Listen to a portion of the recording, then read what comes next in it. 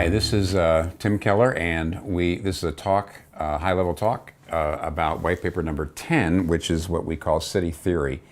Now, this particular paper is new in the sense, of course, all the papers are new, but what is not really in most city training around the world, and it's not in Center Church,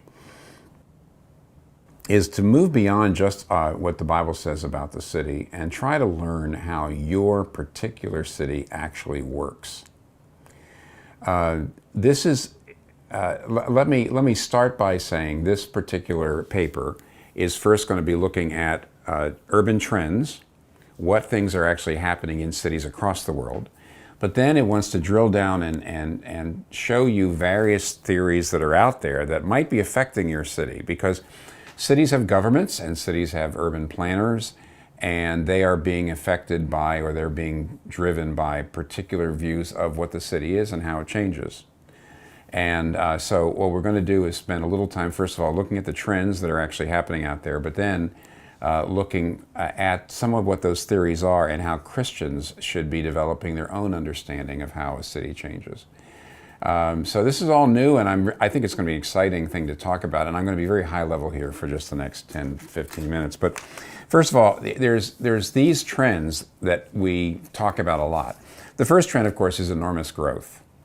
That's going to continue pretty much this entire century. And what we're going to see is, just as in Europe, eventually what happened in Europe and in Australia was about 75-80% of the people live in the cities. That's happening in North America. It's happening in Latin America. It's actually, Latin America is pretty close to that now. It will happen also in Asia, and it probably the last place where is Africa, where it's going to take longer there to get to that 75-80%. But eventually, by the end of the century, pretty much everywhere in the world, 75-80% of the people will be living in cities. And that's, what's our ministry response? Our ministry response is the people of the world are moving into cities faster than the church is, and the church needs to move into the cities with the people.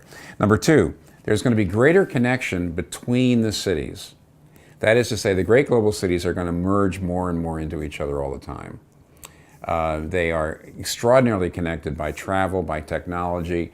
More and more you're going to see the people that live in one great global city, they go to the same schools, they work for the same companies, very often they eat the same kind of food, they have a lot of the same values, and therefore, the ministry response here, the second ministry response, which is very important, that is what City to City believes, is that we need to stay together. That is, we need to stay connected, because there's overlap between successful, effective ministry in one city and effective ministry in another city. That is, if you find a successful urban ministry in Tokyo, that is something that people in Africa and Europe and Latin America can learn from, because the great cities are so much like each other.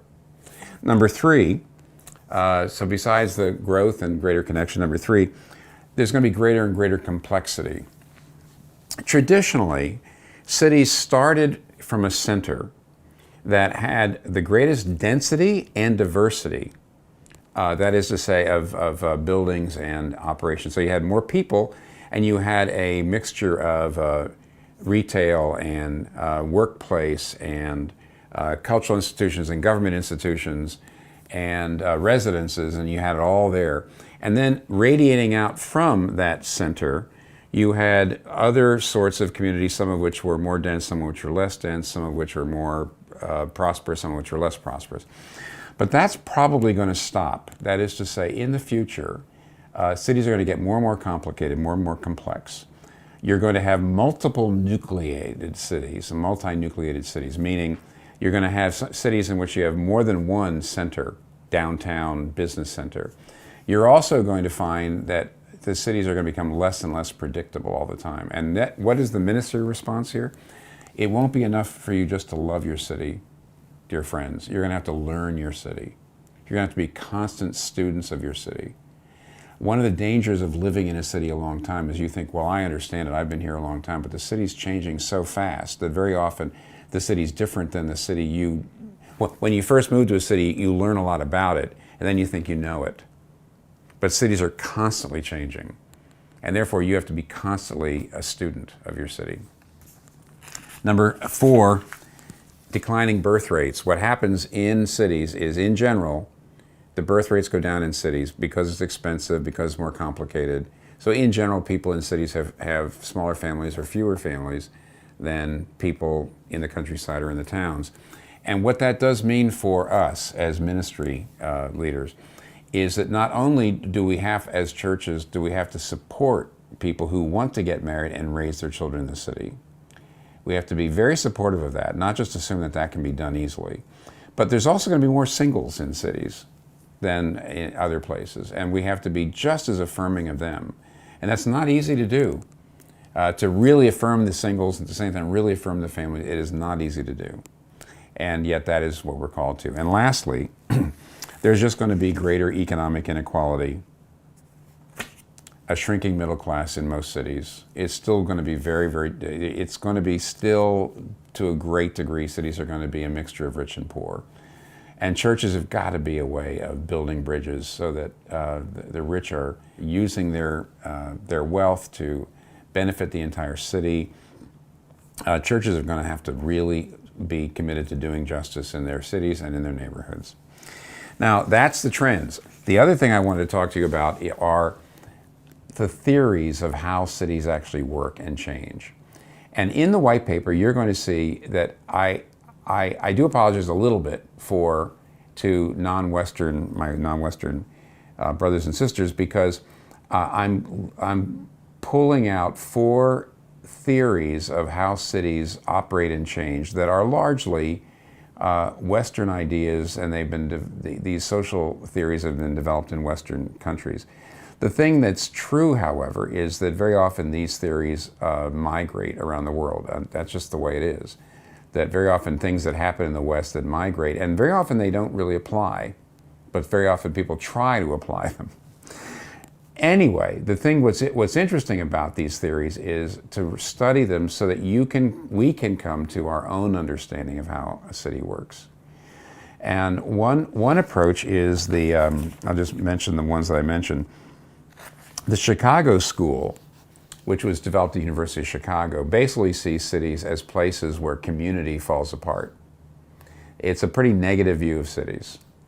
And it's a place where it says people move to cities because they have to get jobs, but then their communities fall apart, and there's not the same accountability you have in a small town or in a rural area. The critique of that is that there really is more community in cities than they would like to let on, but they're partly right, that cities can be places of less accountability. It's easier to hide in cities and to be alone and to avoid community in cities than it is in a small town.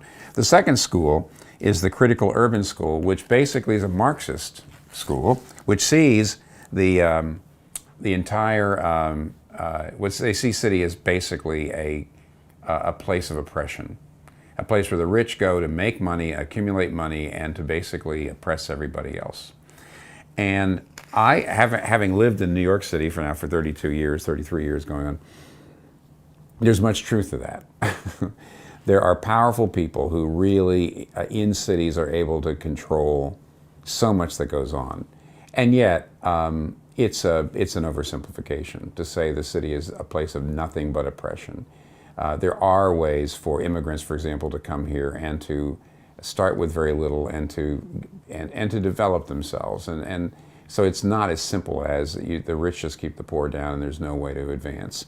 On the other hand, it's largely true. Okay, there's there's the critical urban school, the Chicago school. There's the Los Angeles school that really says just try to make, it sees the city as just incredibly complex, completely uncontrollable, totally unpredictable, fragmented and fractured, and you shouldn't try to make it any better. You should just try to survive and enjoy how strange it is.